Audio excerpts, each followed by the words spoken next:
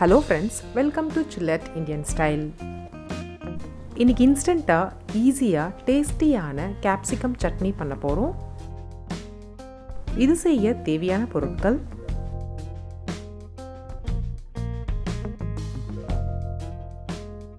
Capsicum 1, துருவன தேங்காய் 3 spoon, எண்ணெய் 2 spoon, கடலைப்பருப்பு உளுத்தம்பருப்பு 2 ஸ்பூன், பூண்டு 3 பல், இஞ்சி 1 துண்டு, பச்சை மிளகாய் 4, வேர்க்கடலை 2 ஸ்பூன், வெள்ளை எள்ளு 1 ஸ்பூன், புளி.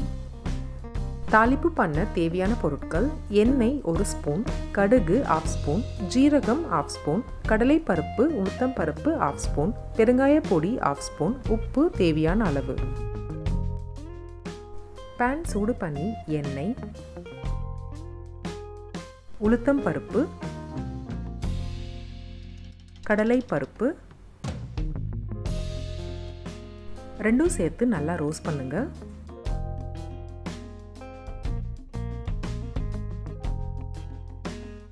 லைட்டாக ரோஸ்ட் பண்ணதுக்கு அப்புறம் வறுத்த வேர்க்கடலையும் சேர்த்து கலந்து விடுங்க.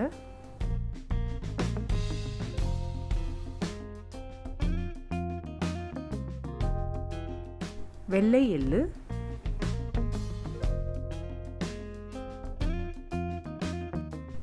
மிக்ஸ் பண்ணிட்டு பூண்டு,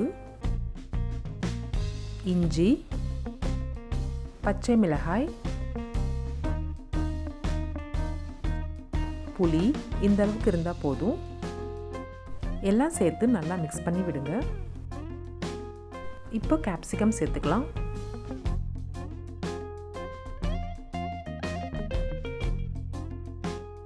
2-3 நிமிஷம் வதக்குனா போதும்.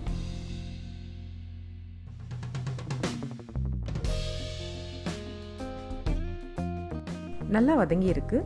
இந்த டைம்ல துருவன தேங்காய் சேர்த்துக்கலாம். இதுக்கு தேவையான அளவு உப்பு. நல்லா மிக்ஸ் பண்ணிட்டு ஸ்டவ்வை ஆஃப் பண்ணிடுங்க. நல்லா ஆறுனதுக்கு அப்புறம் மிக்ஸர் ஜாருக்கு மாற்றி அரைச்சி எடுத்துக்கலாம்.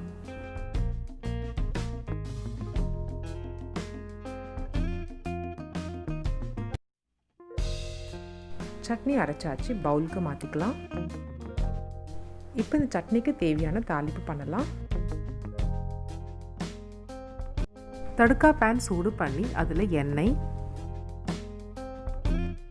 கடுகு, கடலைப்பருப்பு, உளுத்தம்பருப்பு, ஜீரகம்,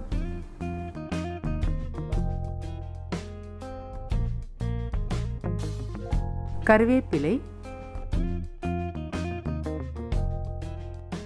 காய்ந்த மிளகாய், பெருங்காய பொடி நல்லா மிக்ஸ் பண்ணிட்டு சட்னியோடு சேர்த்து கலந்து விடுங்க.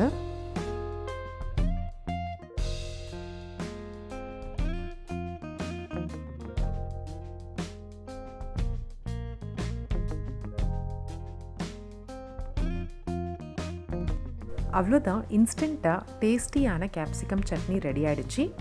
இட்லி தோசை கூட சர்வ் பண்ணுங்க.